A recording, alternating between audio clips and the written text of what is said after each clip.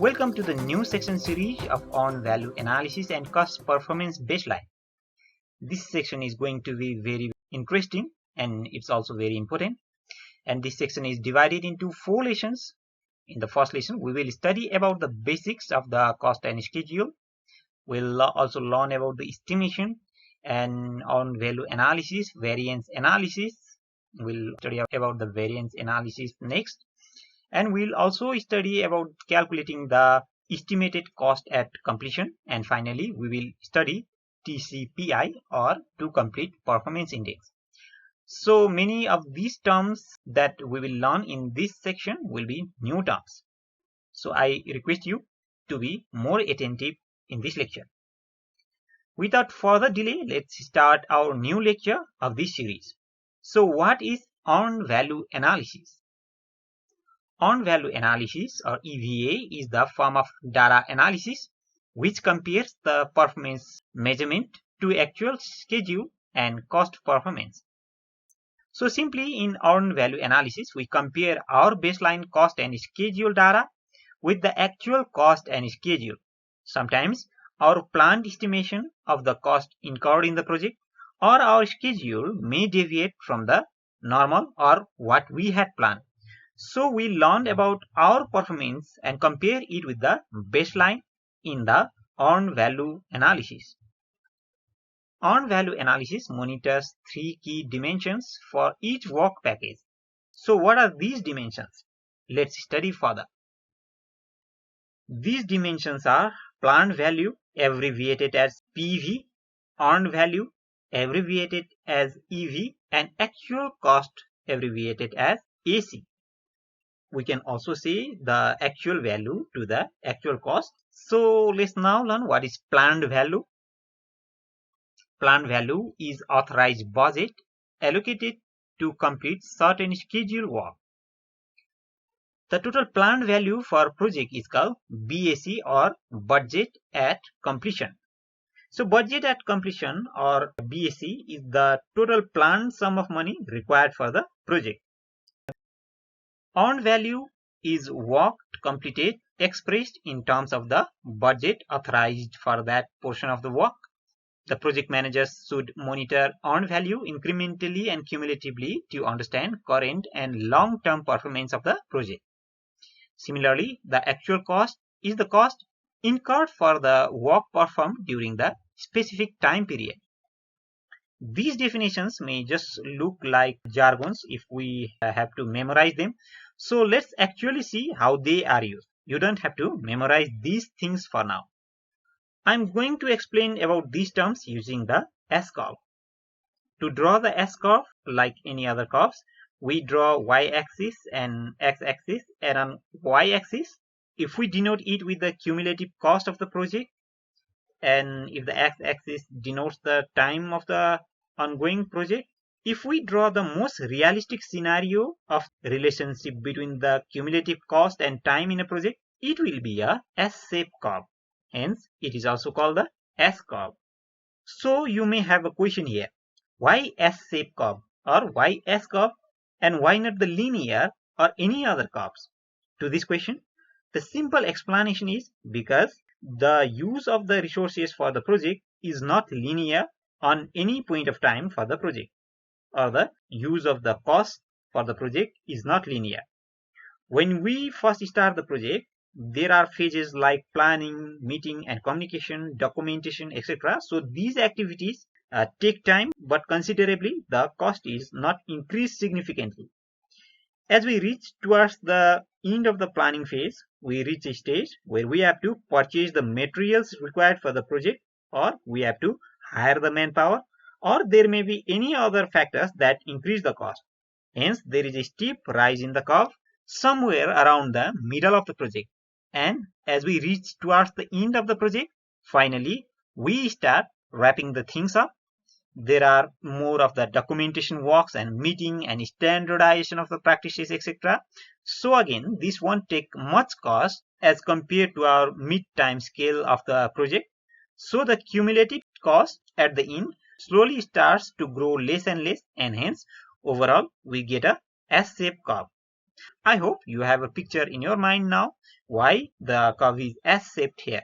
If you haven't, I request you to repeat this video again after reaching the end so that you understand it clearly. This S-shaped curve is our planned curve. Suppose we originally planned that our project would go in the similar way. To make things visible, I will copy and paste the y-axis for the cumulative cost here also. At the end of the curve of our planned value, we have the budget of completion. So simply, it is the total planned cost for the project. Suppose we are looking through a 12 months project. So we represent the month on the time field and the x-axis. We studied earlier that our project may not run as per our plan. It can be above our planned cost and schedule or under our planned cost and schedule. For example, in this particular red line, our project is running above our planned value graph. That means it is running costlier for us. So this line which shows our actual cost is called actual value or actual cost AC line. There is also another green line here on the picture. This line is for the earned value, which is what we have earned in terms of the cost coming to the particular point. So we have actual value and the earned value. The actual value is also called actual cost. As I have been saying this again and again, our actual cost may not be as our planned cost as we progress through the project. So we may end above or below the budget at completion. Suppose for this graph, our actual cost or actual value curve ended being costlier than what we had originally planned. So this point is called estimated at completion or EAC. I've used here the term estimated because suppose if we had just reached through the middle of the project, say suppose if we have just reached the 6 months, I cannot exactly say my project will end up costlier. I can just estimate or assume that my project will end up costlier for me. So hence I use the term estimate. Alright, congratulations, you have learned all the important basic terms by now. So let's head into the actual project scenario. Suppose you are a project manager of a ointment plant installation project. The project is expected to be completed in 12 months at a planned cost of $10,000 per month. After 6 months, the project is 40% complete. The planned value after 6 months is $60,000, but it was found that the true expenditure, that is after 6 months, is $70,000. So this is the scenario. Now let's translate the scenario in actual figures in the graph. We are given that the project is expected to be completed in 12 months and planned cost is $10,000 a month, which gives us 12 times $10,000 or $120,000. So our budget at completion is $120,000. It's given here that after 6 months, the project is 40% complete.